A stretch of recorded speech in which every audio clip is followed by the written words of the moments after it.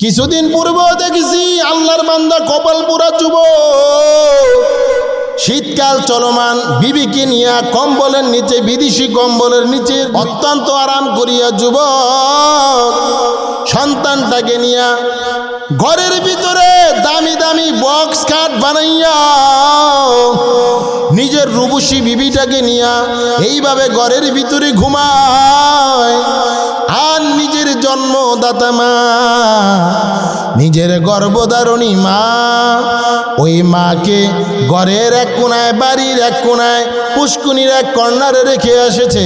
মাটা যেহেতু পঙ্গু ছিল, জবান দ্বারাও কথা বলতে পারতো না, এই পঙ্গু ধারণী মাকে, কথা না বলনেওয়ালা মাকে এই শীতের রজনীতে এই পঙ্গু মাকে ওই বাড়ির কর্নারে আবর্জনার স্তূপের বাগে রেখে আসলো।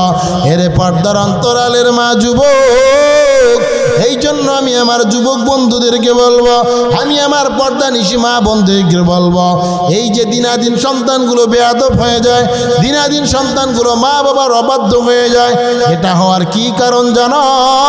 সন্তানের উপর যে হকগুলো ছিল, এই হকগুলোকে আমরা আদায় করার চেষ্টা করি না। সন্তানের উপর যে দায়িত্বগুলো ছিল, এই দায়িত্বগুলোকে আমরা এইভাবে আমরা পালন করার জন্য চেষ্টা করি না।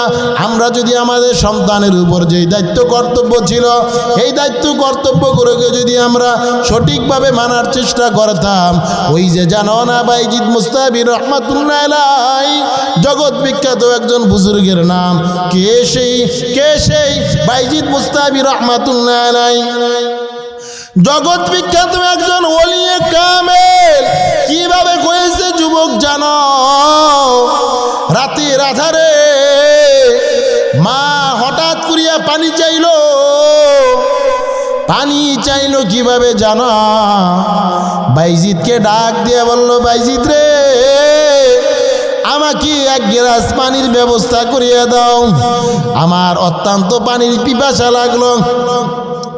বাইজিদের মা পানি চাইতে দেরি হয়, বাইজিদের মা পানি চাইতে দেরি হয়।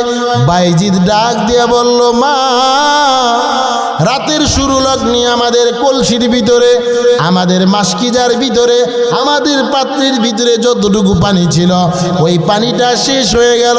বাইজিদ মুস্তাবি রহমাতুল্লাহ আলাইহি মা কি বলল, মা গো, পানির পিপাসা লাগছে, আমি পাহাড়ের পাদদেশে যাব, ওখানে গিয়া ঝর্ণার থেকে পানি সংগ্রহ করিয়া আমি তোমার জন্য পানি নিয়ে আসব। এই কথা বলিয়া বাইজিদের মা বিছনার উপরে ঘুমাইতে লাগলো।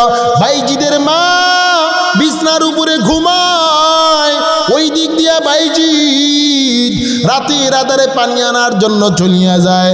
বাইজিদ যখন পানি আনার জন্য যায়, এখন তো আমাদের ঘরের ভিতরে টেপ থাকে, আমাদের ঘরের বাহিরেও টেপ থাকে, ডিপ টিউবওয়েল থাকে, মোটর লাগানো থাকে, এইভাবে সাপ্লাইয়ের লাইন লাগানো থাকে। কিন্তু তৎকালীন জমানায় 1 থেকে 1.5 কিলোমিটার পথ অতিক্রম করিয়া পানি আনা লাগতো, তারপরে পানি পান করা লাগতো। বাইজিদের মা পানি আনার জন্য, বাইজিদের মায়ের জন্য বাইজিদ পানি আনার জন্য চলে যায়। বাইজিদ একটু দূরে যায়, এই সময়টুকুর ভিতরে বাইজিদ পানি আনতে যাওয়ার কারণে যে সময়টা অতিক্রম হয়ে যায়, এই সুযোগে বাইজিদের মা আবার দুর্বল মানুষ ঘুমের জগতে ডুবিয়ে যায়। বাইজিদ রাতের আধারে পানি নিয়ে যখন বাঁচায় হাজির, বাইজিদ আসিয়া দেখে ওনার জন্মদাতা, ওনার গর্ভধারণী মা ঘুমের জগতে আবার ডুবে আছে। বাইজিদ অত্যন্ত টেনশনে পড়ে গেল, কি ব্যাপার, কি করা যায়, কি করব? আমার মা তো পানি চাইলো, আমার মা বুঝি কষ্ট পাইছে, আমার মা পানি চাইয়া এবার আবার পুনরায় ঘুমিয়ে গেল। আমার মায়ের দিলের ভিতরে বুঝি কষ্ট পাইল। ও যুবক, মায়ের দিলের ভিতরে কষ্ট দিবি, হজ কবুল হবে না। মায়ের দিলের ভিতরে আঘাত দিবি, আমার আল্লাহ নামাজ কবুল করবে না। মায়ের দিলের ভিতরে আঘাত দিবি, সমাজের ভিতরে অনেক নাকের কাজ করবি, এই নাকের কাজ মহান রব কবুল করবে না, কারণ মায়ের বদদোয়া সরাসরি রব কবুল করে নেয়। বাইজিদের মা ঘুমের জগতের ভিতরে ডুবে রইল। এবার বাইজিদ পানি নিয়ে দাঁড়ায় রইল। বাইজিদের মাথার ভিতরে একটা টেনশন, আমি যদি পানি রেখে ঘুমায়া যাই, রাতের আধারে যদি আবার আমার মা পানি চায়, পানি কিভাবে দেব? পানি দিতে দেরি করলে বেয়াদবি হয়ে যাবে। এই জন্য বাইজিদের মা, এই জন্য বাইজিদের মায়ের ঘুমন্ত মায়ের পাশে রাতের পর এইভাবে রাতের কয়েকটা ঘন্টা পানির গ্লাসটাকে হাতে নিয়া বাইজিদের মায়ের পাশের ভিতরে দাঁড়ায় রইল। রাতের শেষ ভাগ যখন অতিক্রম হয়, বাইজিদের মায়ের কানের ভিতরে যখন বাইরের মসজিদ থেকে আজানের ধ্বনি চলে আসে, আজানের ধ্বনি চলে আসার পর বাইজিদের মায়ের দুইটা চোখ থেকে যখন ঘুমটা ভেঙে যায়, বাইজিদের মা চোখ দুটো খুলিয়া দেখে ওনার কলিজা টুকরা সন্তান বাইজিদ পানি গিলাসে করিয়া নিয়ে দাঁড়ায় আছে। বাইজিদের মা হতভম্ব হয়ে গেল, আশ্চর্যান্বিত হয়ে গেল। কি ব্যাপার বাইজিদ, পানি নিয়ে দাঁড়াইছো, কি ব্যাপার, কতক্ষণ যাবত তুমি দাঁড়িয়ে আছো? বাইজি ডাক দিয়ে বলে, মা ওই যে রাতের মধ্য অংশে তুমি আমাকে আমার নিকট পানি চেয়েছিলা, আমি তোমার পানি না থাকার কারণে পানি দিতে পারি নাই। আমি পাহাড়ের ঝর্ণা থেকে পানি আনার জন্য গিয়েছিলাম। এই সময়টুকু অতিক্রম হওয়ার পর মা তুমি ঘুমাইছো, তুমি যদি আবার পুনরায় পানি চাও, আমি বাইজিদ যদি ঘুম থেকে জাগ্রত না হয়, এই কারণে পানি নিয়ে দাঁড়াইছি। বাইজিদের মা এইভাবে পাক পবিত্র হইয়া ওযু করিয়া মহান রবের দরবারে মুসল্লা বিছাইয়া জায়নামাজ বিছাইয়া এইভাবে বাইজিদের মা রব্বি কাবার দরবারে দোয়া করে, আয় আল্লাহ মালিক, যেই বাইজিদ আমাকে পানি পান করানোর জন্য রাতের কয়েকটা ঘন্টা না ঘুমাইয়া আমি মায়ের জন্য জাগ্রত রইল, আয় আল্লাহ তোমার দরবারে আমি ফরিয়াদ করি মালিক, আমার বাইজিদকে বুজুর্গ না বানাইয়া, আমার বাইজিদকে আল্লাহওয়ালা না বানাইয়া এই দুনিয়ার জমিন থেকে তুমি ডাক দিবা না। বলেন সুবহানাল্লাহ। ওরে মায়ের কান্দন যাবন জীবন,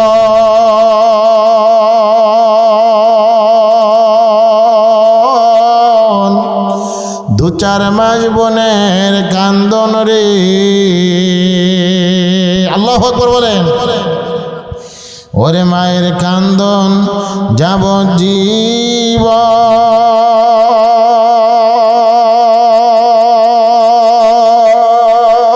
জীবন, 2-4 মাস বনের কান্দন রে। ওরে ঘরের পরিবারের কান্দন কয়েকদিন পর থাকে না, জনম দরদি আমার জনম দুঃখী মা, গর্ভধারণী মা জনম দরদি আমার জনম দুঃখী মা। 10 মাস 10 দিন মায়ে গর্ভে দিল ঠাই, ওরে রক্ত গোস্ত খাইয়া মায়ের আইলাম দুনিয়ায়। 10 মাস 10 দিন মায়ের গর্ভে দিল ঠাই, রক্ত গোস্ত খাইয়া মায়ের আইলাম দুনিয়ায়। ওরে মায়ের প্রসবের কালে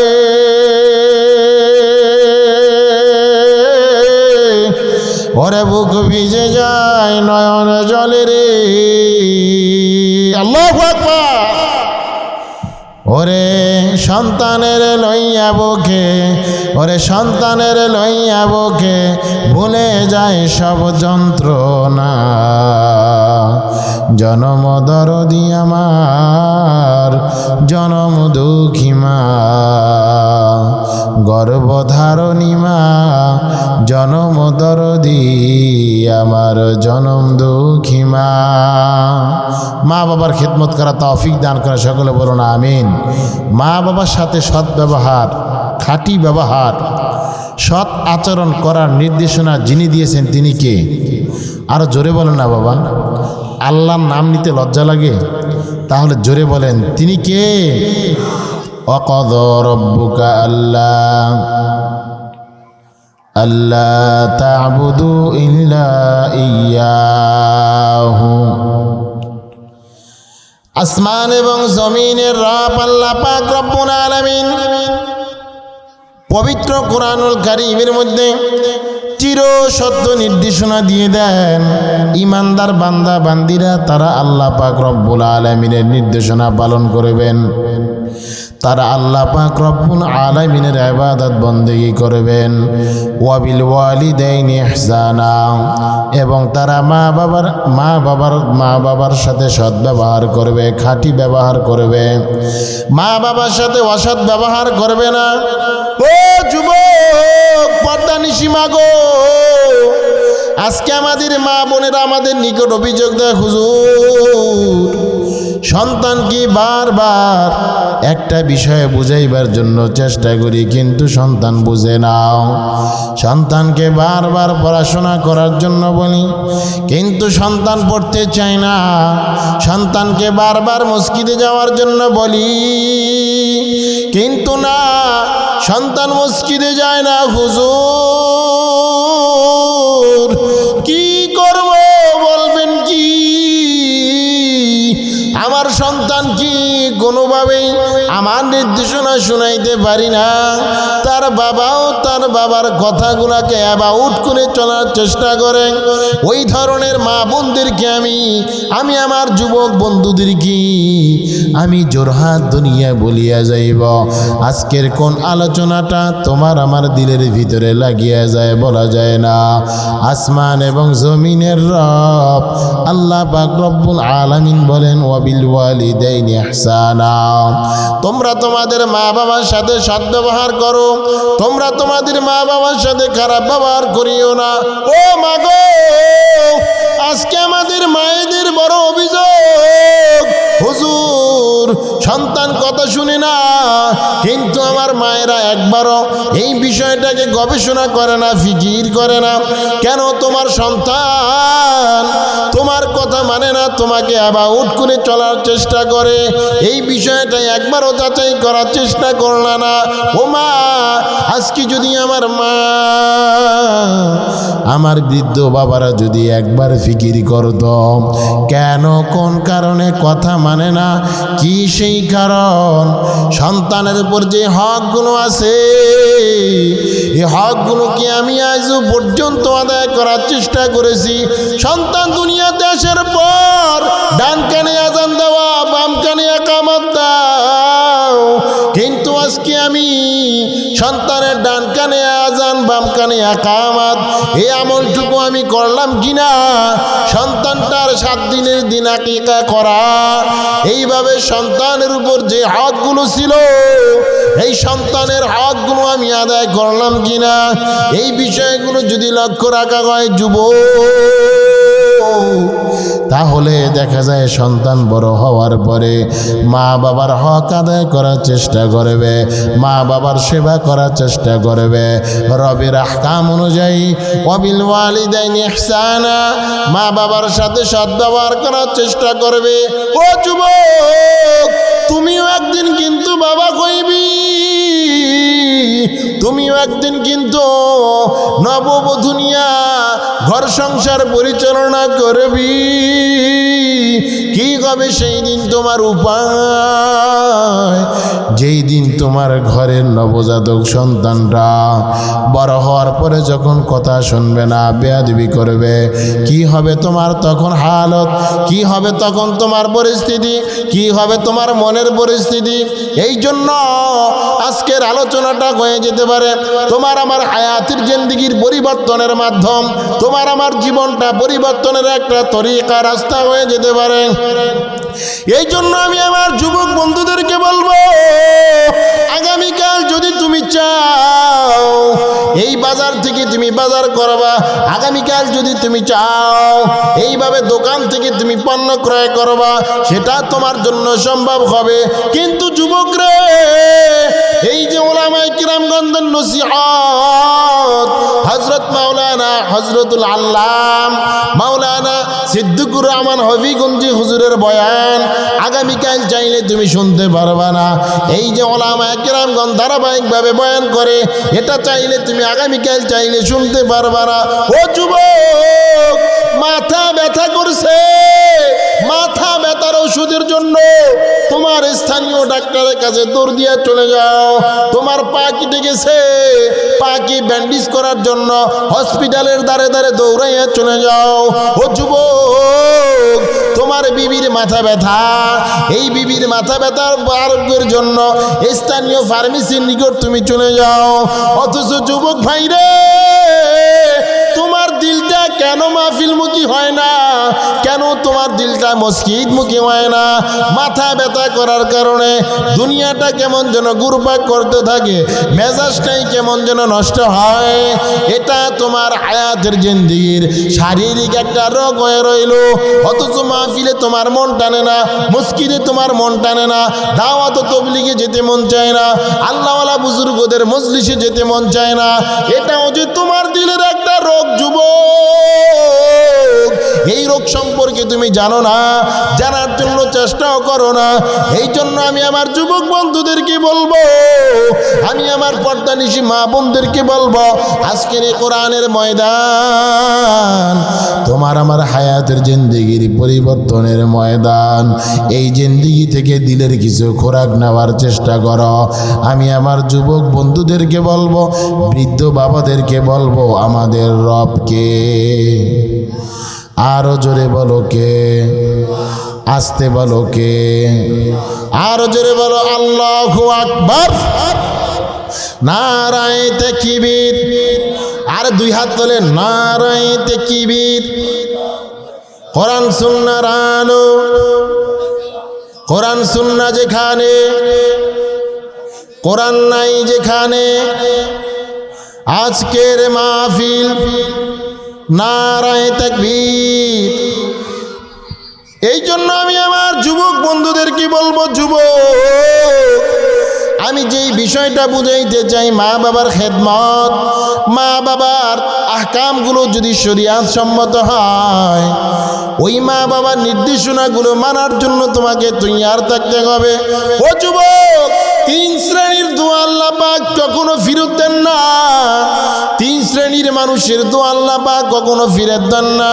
হতে পারে সেটা বদদোয়া, হতে পারে সেটা কল্যাণের দোয়া।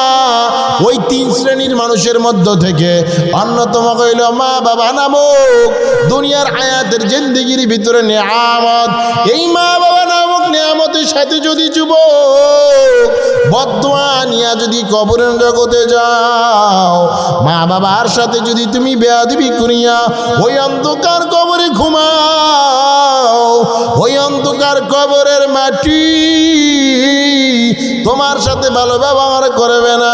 ওই মাটিগুলো কাঁপতে থাকবে, ডান পাশের মাটিগুলো বাম পাশে চলে যাবে, বাম পাশের মাটিগুলো যখন ডান পাশে আসবে এমন জোরে চাপ মারবে রে যুবক, দুনিয়ার কোনো বন্ধু, দুনিয়ার কোনো বান্ধব, দুনিয়ার কোনো হিতাকাঙ্ক্ষী তোমার পাশে পাইবা না। দুনিয়ার জিন্দেগিতে বিপদে পড়ছ, বন্ধুকে ফোন লাগাইছো, এই বন্ধু দ্রুত চলে আসবি, দ্রুত চলে আয়, বিপদে পড়ছি। দুনিয়াতে বিপদে পড়লে বন্ধুকে ফোন লাগানো যায়, বন্ধু তোমার পাশে চলে আসে। দুনিয়াতে বিপদে পড়ছো, তোমার বড় ভাইকে ফোন করছো, বড় ভাইকে তুমি পাশে পাইলা, নেতাকে ফোন লাগাই দিলা, নেতাকে তুমি তোমার পাশে পাইলা। কিন্তু যুবক ভাই রে, ওই কবরের জগতে যদি বিপদে পড়িয়া যাও, দুনিয়ার কোনো বন্ধু পাশে পাইবা না, দুনিয়ার কোনো বান্ধব পাশে পাইবা না, দুনিয়ার কোনো আত্মীয় স্বজন পাশে পাইবা না। এই জন্য দুনিয়ার কোনো বন্ধুর কথায় পড়িয়া, দুনিয়ার কোনো বন্ধুর ধান্দায় পড়িয়া মা বাবার সাথে বেয়াদবি করা যাবে না। গাঞ্জা সেবন করার জন্য মা বাবাকে টাকার জন্য এইভাবে প্রেসার দেওয়া যাবে না। কিছুদিন আগেও দেখলাম আল্লাহর বান্দা যুবক গাঞ্জার টাকা ক্রয় করার জন্য, গাঞ্জা ক্রয় করার জন্য মদ সেবন করবে, মদ পান করবে। এই মদের টাকার জন্য যুবক দেখা যায় মদের টাকার জন্য মাকে বারবার প্রেসার দেয়, বাবাকে বারবার প্রেসার দেয়। বাবাকে গিয়ে বলে, বাবা গো আমি মদ সেবন করব, টাকা দে। মাকে বিয়ে বলে, মা গো আমি গাঞ্জা ক্রয় করব, টাকা দে। কতটা বদনসিব কপাল পোড়া রে যুবক, হায়াতের জিন্দেগিতে মদ ক্রয় করার জন্য, গাঞ্জা ক্রয় করার জন্য মাকে তুমি চাপ দিলা, বাবাকে তুমি চাপ দিলা। এখন মা ঘরের ভিতরে চাল ক্রয় করার মতো টাকা নাই, ঘরের ভিতরে তরকারি ক্রয় করার মতো টাকা নাই। এই তার অবাধ্য সন্তানটাকে গাঞ্জা ক্রয় করার জন্য কিভাবে টাকা দিবে?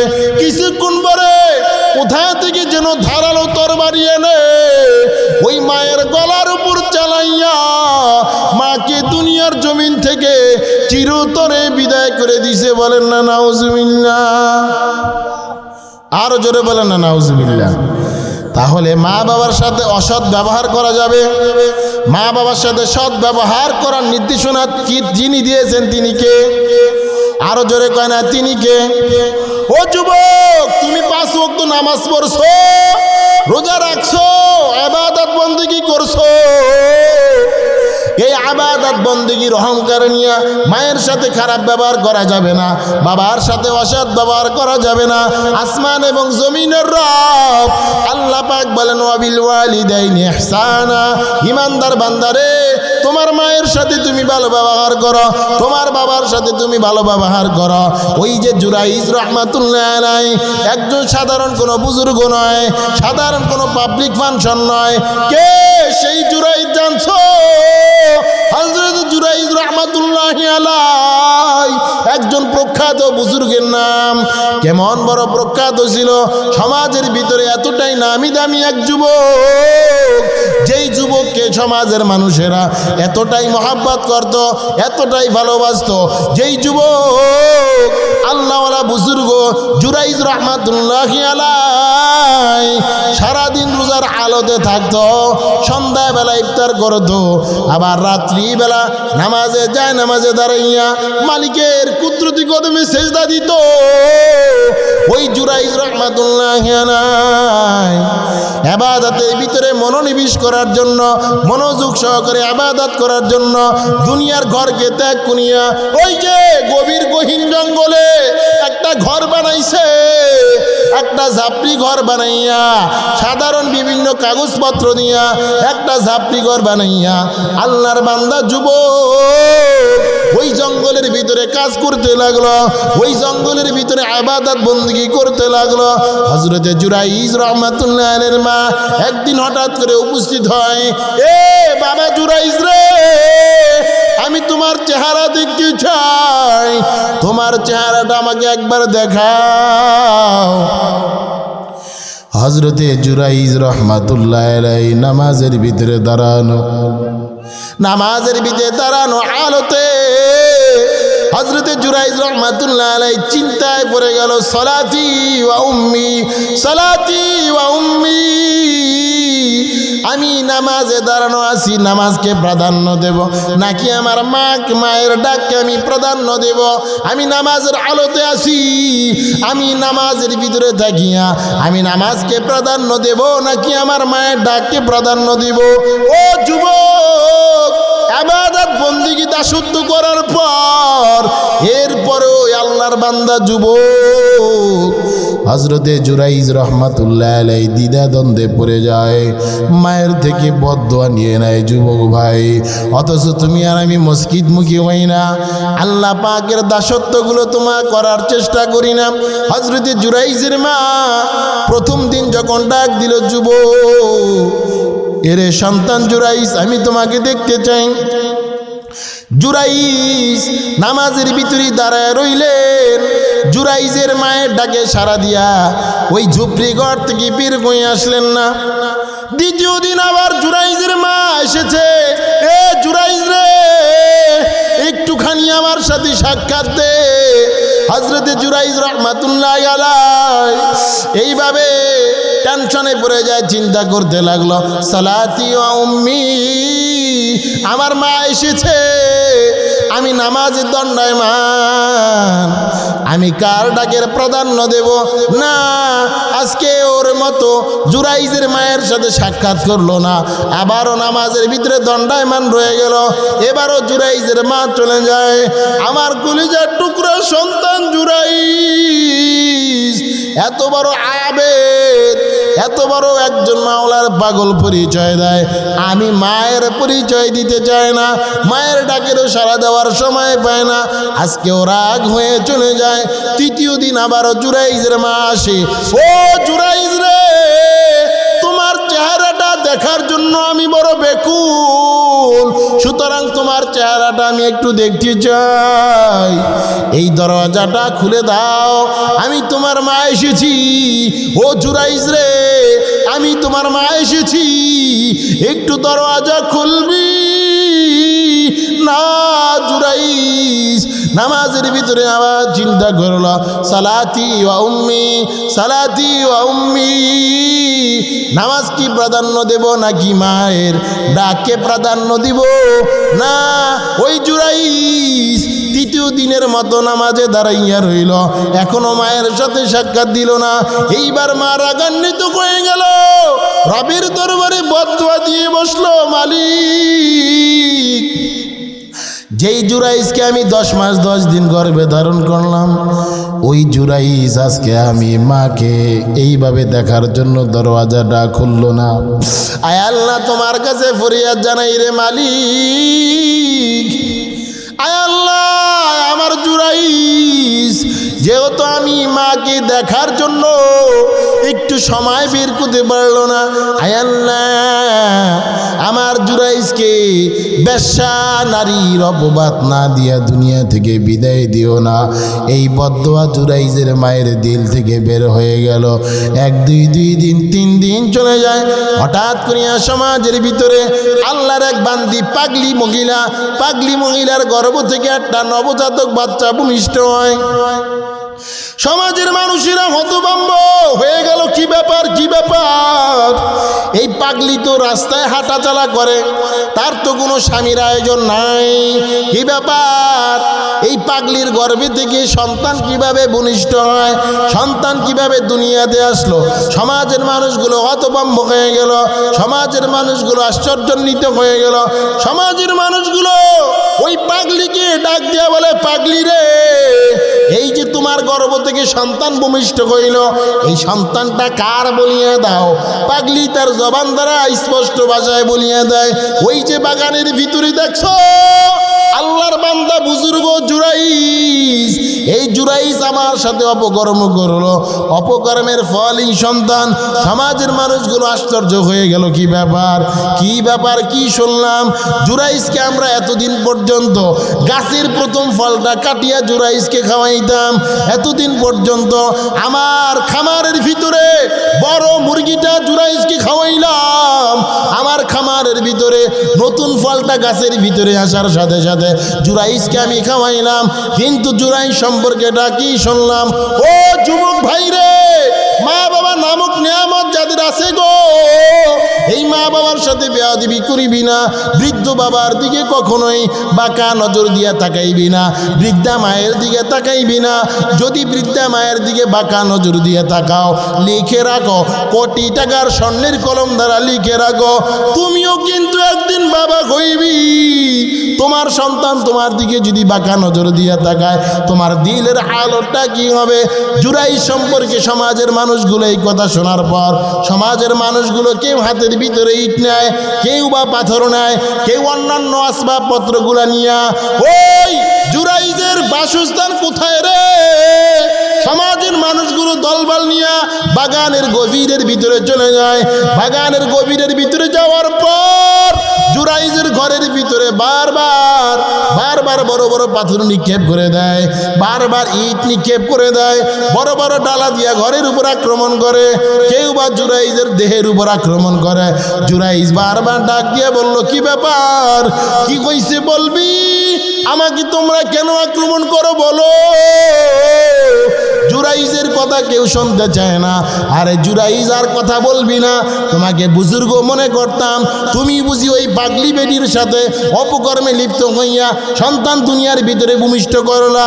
ও পদ্মানিশি মা গো, আমার মা বোনদের কি বলবো, তুমিও মা সৈয়দ ফজলুল করিম রহমাতুল্লাহ আলাইহির মা ও মা, তুমি আলিয়ামনি রহমাতুল্লাহ আলাইহির মা ও মা, তুমিও মা সিলেটের মাটিতে ঘুমন্ত শাহপরান রহমাতুল্লাহ আলাইহির মা ও মা গো, কি মা গো, তোমার থেকে কেন আজকে সমাজের ভিতরে খারাপ সন্তানগুলো বের হয়ে আসে, তোমার থেকে কেন মা গো গুনাহগার সন্তানেরা বের হয়ে আসে, তোমার থেকে কেন আজকে সমাজের ভিতরে বেয়াদব সন্তানগুলো বের হয়ে আসে। আমি আমার মা বোনদের কি বলবো, সৈয়দ ফজলুল করিম রহমাতুল্লাহ আলাইহির মায়ের গর্ভ থেকে যদি সৈয়দ ফজলুল করিমের মতো আদর্শ সন্তান বের হয়ে আসে, শাহজালাল আলিয়ামনি রহমাতুল্লাহ আলাইহি মায়ের গর্ভ থেকে যদি শাহজালাল আলিয়ামনি রহমাতুল্লাহ আলাইহি বের হয়ে আসতে পারে, তারা যদি দিনের কাজ করতে পারে, আপনাদের এই যে হযরতে ফাতেমাতুজ জোহরা সৈয়দা নীলুফা বেগম হাফিজিয়া কওমি মাদ্রাসার, এই মাদ্রাসার যিনি মুহতামিম পরিচালক যারা উস্তাদগণ আছেন, ওলামায়ে কেরামগণ আছেন, সমাজের যারা ইমাম সাহেবরা আছেন, ওনাদের মায়ের গর্ভ থেকে যদি হক্কানি আল্লাহওয়ালা ওলামায়ে কেরামগণ বের হয়ে আসতে পারে, মাগো কেন তোমার থেকে আজকে বদ আমলওয়ালা সন্তানগুলো বের হয়ে আসে। এই জন্য আমি আমার মা বোনদেরকে বলবো, ওই জুরাইজ ওনার ঘরের উপর সবাই আক্রমণ করতে লাগলো। আক্রমণের এক পর্যায়ে জুরাইজের দিকের উপর গিয়া যখন পাথর নিক্ষেপ হতে লাগলো, জুরাইজ এবার জিজ্ঞেস করতে লাগলো, ও সমাজের মানুষেরা রে, তোমরা আমার উপর কেন আক্রমণ করো, আমাকে একটু স্পষ্ট করিয়া জানিয়ে দাও। এইবার সমাজের মানুষগুলো বলল, কেন আক্রমণ করছি জানো, ওই যে পাগলির সাথে অপকর্ম করিয়া এই যে সন্তান দুনিয়াতে ভূমিষ্ঠ করাইলা, এই সন্তানের দায়ভার কে নেবে। হযরতে জুরাইজ ডাক দিয়ে বলল, এই সন্তান বাস্তবেই কি আমি ভূমিষ্ঠ করলাম, বাস্তবেই কি আমি পাগলির সাথে আমি অপকর্ম করলাম, এটার দলিল আমি তোমাদেরকে দেব। আমি জুরাইজ বলি, না না, আমি পাগলির সাথে অপকর্ম করি নাই। কয়টার দলিল তোমাকে দিতে হবে, বললেই চলবে না। জুরাইজ বলল, ওই মানব দেহের ওই নবজাতক সন্তানটাকে নিয়ে আসো, যেই নবজাতক সন্তানটা পাগলির থেকে বের হয়ে আসলো, পাগলির থেকে বের হয়ে আসা সন্তানটাকে আমার সামনে নিয়ে আসো।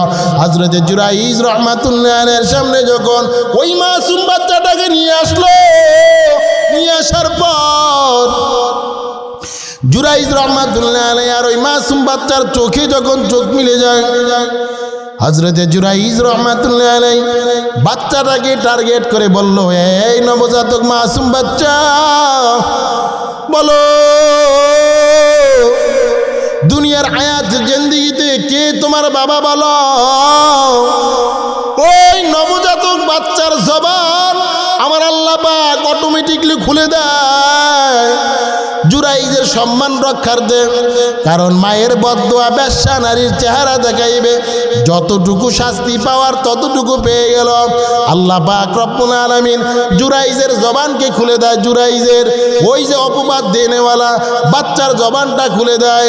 ওই জুরাইজ জবান দ্বারা বলে, ও সমাজের মানুষেরা রে, তোমরা হযরতে জুরাইজের সাথে খারাপ ব্যবহার করিও না, অসৎ ব্যবহার করিও না, তার উপর তোমরা আক্রমণ করিও না। কয় কেন আক্রমণ করবে না বলো, কয় না, এ তো সাধারণ কোনো পাবলিক নয়, এ তো একজন বুজুর্গ আল্লাহওয়ালা, এর মতো ভালো মানুষ দুনিয়ায় হয় না, এ সমাজের মানুষ, তার উপর তোমরা আক্রমণ করিও না।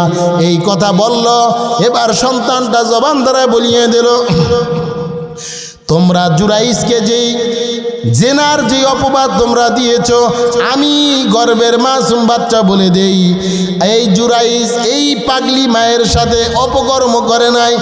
আমার বাবাকে তোমরা জানবা, সমাজের মানুষ হতভম্ব, এই মাসুম বাচ্চার জবানটা খুলে দিল। আমার আল্লাহ পাক এটা সাধারণ কোনো ব্যাপার নয়। এবার জুরাইজ ডাক দিয়ে বলল, অমুক এলাকার ভিতরে একটা আল্লাহর বান্দা রাখাল মিয়া, যিনি দিনের বেলা গরু চড়ান, বিকাল বেলা যিনি আল্লাহর বান্দা বকরি চড়ান, ওই রাখাল মিয়া আমার মায়ের সাথে অপকর্ম করিয়া এই যে আমি বাচ্চাকে ফুটাইল, আমি বাচ্চাকে দুনিয়ার ভিতরে আনলো। ও মাগো, এবার সমাজের মানুষগুলো হতভম্ব, সমাজের মানুষগুলো পাগল প্রায় হয়ে গেল। সমাজের মানুষ হযরতে জুরাইজের পা দুখানা দুনিয়া মাপ চাই, জুরাইজ আমাকে ক্ষমা করিয়া দাও, আমাদেরকে ক্ষমা করিয়া দাও। তোমার ঘরের উপর আঘাত করেছি, তোমার ঘরের উপর আক্রমণ করেছি, আমাদেরকে মাফ করিয়া দাও। এইভাবে বারবার হযরতে জুরাইজের কাছে মাপ চাইল আর বলল, তুমি ইবাদত করার জন্য যদি চাও তোমাকে উন্নত মানের একটা অট্টালিকা বানিয়ে দেব, তুমি যদি বলো তাহলে বানিয়ে দিতেও আমরা রাজি আছি। জুরাইজ বলল, না সমাজের মানুষ রে, আমার উন্নত ইবাদত করার কোনো দরকার নাই। তোমরা আমার উপর যে অপবাদটা দিয়েছো, এই অপবাদই আমি পাওনা ছিলাম।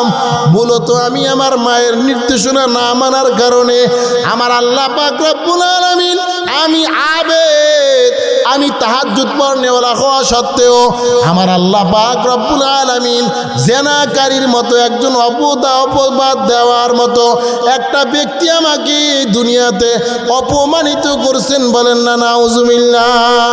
তাহলে মা বাবার সাথে যদি কেউ বেয়াদবি করে তাহলে তার ফলাফল কি ভালো হবে? জোরে কয় না ভালো হবে? এই জোরে কন ভালো হবে? নারায়ে তাকবীর, আর জোরে বলে নারায়ে তাকবীর।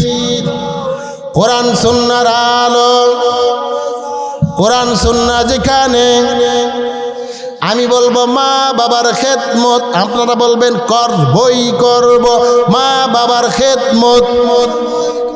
বাবা আপনাদেরকে আওয়াজ নাই, 250 কিলোমিটার অতিক্রম করে যদি আপনাদের নিকট আসতে পারি, আমার একটু দু একটা কথার জবাব আপনারা দিবেন না? মা বাবার খেদমত, আরো জোরে বলেন মা বাবার খেদমত, মা বাবার খেদমত। নেশার সাথে সম্পর্ক করব না, করব না, নেশার সাথে সম্পর্ক, নেশার সাথে সম্পর্ক, বেয়াদবি, বেয়াদবি, আর জোরে বলেন করব না, করব না। আয় আল্লাহ তাআলা, পীরগঞ্জের যুবকরা কি ওয়াদাবদ্ধ মালিক, তারা মা বাবার খেদমত করবে আল্লাহ, মা বাবার সাথে বেয়াদবি করবে না। যুবক বন্ধুরা তার বাবার সাথে বেয়াদবি করবে না। আয় আল্লাহ তাআলা, যুবক বন্ধুরা ওয়াদাবদ্ধ হয়ে গেল, আর কোনোদিন মায়ের দিকে বাঁকা নজরে তাকাইবে না, বাবার দিকে বাঁকা নজরে তাকাইবে না, সমাজের মুরব্বী বাবার দিকে বাঁকা নজরে তাকাইবে না, আল্লাহওয়ালা বুজুর্গ ওলামায়ে কেরামগণের দিকে বাঁকা নজরে তাকাইবে না। আয় আল্লাহ, তুমি তোমার কুদরতি নজর দ্বারা দেখো এই যুবক বৃদ্ধ সকলকে ইসলামের জন্য কবুল করে নেন। সকলে বলুন আমিন। এই জন্য আমি আমার যুবক বন্ধুদেরকে আরো কয়েকটি বিশেষ নসিহত করব। আমার পরবর্তী যিনি আলোচক হযরত মাওলানা মুফতি জাবের আল মামুন হাফিজাহুল্লাহ কিছুক্ষণের ভিতরে স্টেজে চলে আসবেন।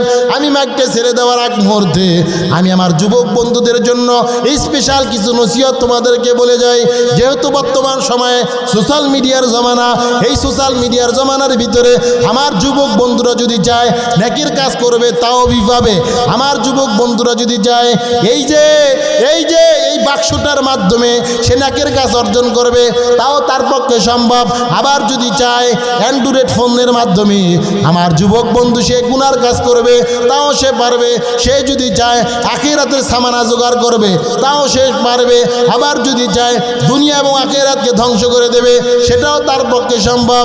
এই জন্য আমি আমার যুবক বন্ধুদেরকে বলবো, ওই যে তোমাদের ময়মনসিংহের যুবক ভাই আলামিন যিনি টিকটকের জগতের ভিতরে এইভাবে মানুষকে বিভিন্ন সময় হাসি তামাশা বিভিন্ন মস্করা দিয়ে থাকে, ওই যুবক থেকে শিক্ষা নেই। যুবক সব জিনিস নিয়ে দুষ্টামি করতে নাই, সব জিনিস নিয়ে মজা করতে নাই। ওই যে ময়মনসিংহের আলামিন আগুন দ্বারা টিকটক বানাইয়া লক্ষ লক্ষ টাকা এইভাবে ইনকাম করার ধান্দায় পড়িয়া আগুন বাড়ির ভিতরে জ্বালাইয়া এই আগুন থেকে বাঁচবার জন্য আলামিন বাঁচার জন্য বারবার চেষ্টা করেও দাউ দাউ করে যখন আগুনটা জ্বলে উঠল, আলামিন কিন্তু আগুন থেকে বাঁচলো না। দেগের 40 থেকে 45 অংশটা পুড়ে গেল, পুড়ে সারকার হয়ে গেল, চামড়াগুলো মোমের মতো গলে গেল। আমি আমার যুবক বন্ধুদেরকে বলবো, যুবক রে, হায়াতের জিন্দেগি আল্লাহ পাক দিয়েছে। আমি বলবো না টিকটকের ভিতরে তুমি কোরআন তেলাওয়াত ছাড়িও না, আমি বলবো না ফেসবুকের ভিতরে আল্লাহওয়ালা বুজুর্গদের বয়ানগুলা তুমি শেয়ার করবে না, আমি এই কথা বলবো না। ফেসবুক অনলাইনের মাধ্যমে ইউটিউবের মাধ্যমে আল্লাহওয়ালা বুজুর্গদের নসিহতগুলো তুমি শ্রবণ করবে না। কিন্তু যুবক ভাই, টিকটকের জগতে ঢুকিয়া বেপরদা নারীর মাধ্যমে তুমি চ্যাটিং করবা। এইভাবে ফেসবুকের মাধ্যমে বেপরদা যেই মহিলাটার সাথে পর্দা তোমার ফরজ, ওই মহিলাটার সাথে তুমি চ্যাটিং মারবা। ও যুবক, বেহায়া বেপরদা নারী এই দুনিয়ার সমাজগুলারে খাইয়া আজকে যুব সমাজকে অধপতনের দিকে টান দিয়ে নিয়া আজকে সমাজের মানুষগুলাকে ধ্বংসের দ্বার প্রান্তে নিয়ে যাওয়ার একটা উপক্রম হয়। আলামিন থেকে শিক্ষা নেই যুবক। কত মেয়ের আছে ফেক আইডি চালায়, ফেক আইডি চালাইয়া মেয়েটা মূলত বাইটা সাইজা যায় লম্বা। কত সোশ্যাল মিডিয়ার ভিতরে আমরা সংবাদ শুনি, অমুক অঞ্চলে থাইল্যান্ডের থেকে, আমেরিকা থেকে, ইউরোপ কান্ট্রি থেকে কত যুবক সুন্দরী যুবতী মনে করিয়া বাংলার জমিনে প্রেমের বন্ধনে আবদ্ধ হইয়া যুবতীর সাথে গভীর সম্পর্ক করিয়া বাংলার জমিনে চলে আসে। ভাবিছিল মনে হয় মেয়েটার কোনো বিবাহ হয় নাই, তার সাথে বিবাহ বন্ধনে আবদ্ধ হবে। আফসোসের সাথে বলতে হয়, ওই যুবক যেমন একটা নেশাখোর, ওই যুবকটার যেমন চরিত্রহীন, এই মেয়েটা হলো আর একটা চরিত্রহীন। যেই মেয়েটার ঘরে 2 থেকে 3টা সন্তান, ওই সন্তানওয়ালা মা হওয়ার পরেও অন্য পুরুষের সাথে চেটিং করে বেড়ায়। ও মা গো, তোমার থেকে তো আল্লাহওয়ালা বুজুর্গ বের হয়, তোমার থেকে যেই সন্তানটা বের হবে হযরতে ফাতেমা রাদিয়াল্লাহু তাআলা আনহু সৈয়দা নীলুফা বেগম হাফিজিয়া কওমি মাদ্রাসায়, এই মাদ্রাসায় যদি তুমি তোমার সন্তানটাকে ভর্তি করে দাও, ওলামা একরামগণদের নসিহত শ্রবণ করিয়া, আলেমা মা বোনদের নসিহত শ্রবণ করিয়া তার হায়াতের জিন্দেগিটা কোরআন এবং সুন্নাহ দ্বারা সাজাইবে। এই কোরআন এবং সুন্নাহর বাগানের ভিতরে যদি অর্থ দিয়া, বুদ্ধি দিয়া, পরামর্শ দিয়া, ওলামা একরামগণের নির্দেশনা মানিয়া যদি জীবনটাকে তোমার সন্তান সাজায়, তাহলে সন্তানের জীবনটা দুনিয়ার ভিতরে ধন্য হয়ে যাবে, আখিরাতের জিন্দেগিতেও ধন্য হয়ে যাবে। এই জন্য আমরা আমাদের সন্তানগুলোকে টিকটকার না বানাইয়া বিভিন্ন ধরনের ফাহেসা কাজের দিকে উদ্বুদ্ধ না করিয়া এইভাবে আমরা মহিলা মাদ্রাসায় ভিতরে আমরা আমাদের কন্যা সন্তানগুলোকে ভর্তি করার জন্য কে কে রাজি আছি? নারায়ে তাকবীর, হাত তোলে, নারায়ে তাকবীর। হাত নামান, আল্লাহ পাক কবুল করুক, বলেন আমিন।